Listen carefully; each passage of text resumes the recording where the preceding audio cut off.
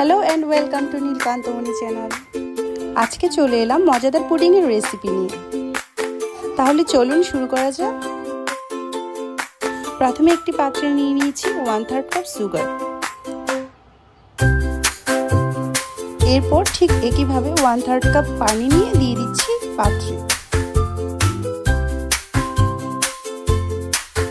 এবার চুলার হিট একেবারে লোতে রেখে নেড়েচেড়ে ক্যারামেল তৈরি করে নিব।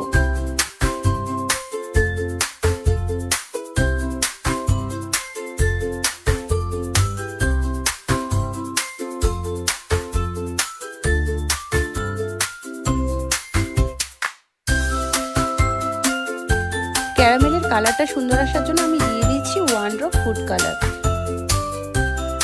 এবার ক্যারামেলটি যেই পাত্রে আমরা পুডিং বসাবো সেই পাত্রে সুন্দরভাবে ঢেলে নিব।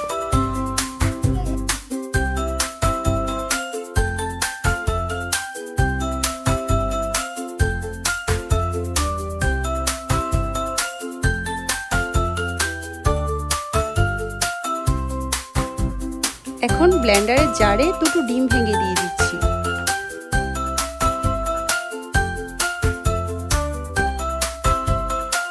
এবার দিয়ে দিলাম 1 ফুড কাপ দুধ। আমি এখানে 250 মিলিলিটার দুধ ইউজ করেছি। দিয়ে দিচ্ছি 1.5 টিস্পুন সুগার। চিনিটা আপনাদের স্বাদ মতো বাড়িয়ে কমিয়ে নিতে পারেন। এখন দিয়ে দিলাম কিছুটা লবণ। তারপর দিয়ে দিচ্ছি 2 টিস্পুন গুঁড়ো দুধ।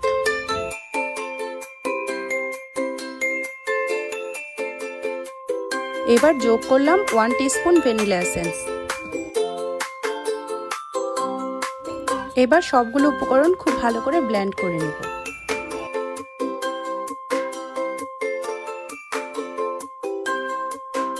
ব্লেন্ডার করা হয়ে গিয়েছে। এবার পুডিংয়ের পাত্রটি নিয়ে তার উপর বসিয়ে দিব একটা ছাঁকুনি। এবার ছাঁকুনিটির সাহায্যে ব্লেন্ডার করা মিশ্রণটি আস্তে আস্তে ঢেলে দিব।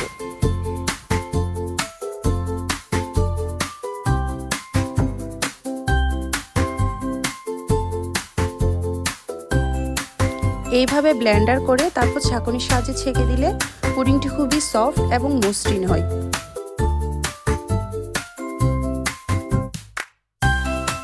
এবার পুডিংয়ের পাত্রটি বসাতে পারবো এরকম একটা বড়সড় পাত্র নিতে হবে। তারপর সেই পাত্রে নিয়ে নিব অল্প পরিমাণ পানি। এবার একটি কিচেন টিস্যু কিংবা নরম পাতলা কাপড় নিয়ে ওই পাত্রের নিচে সুন্দরভাবে বসিয়ে দিব। তার উপর সেট করে নিব আমাদের পুডিংয়ের বাটিটি।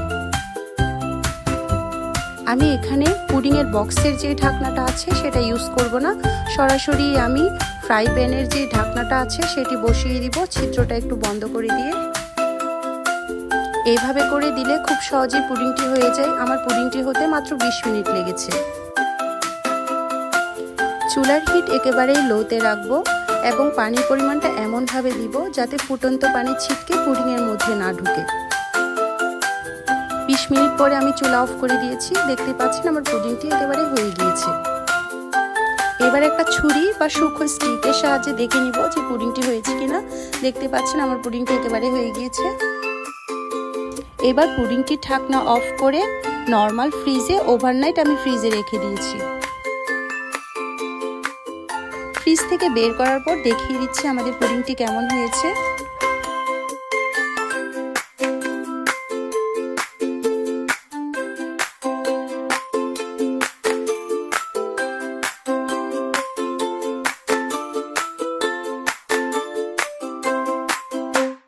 আমাদের পুডিংটি খুব সুন্দর করে বসেছে।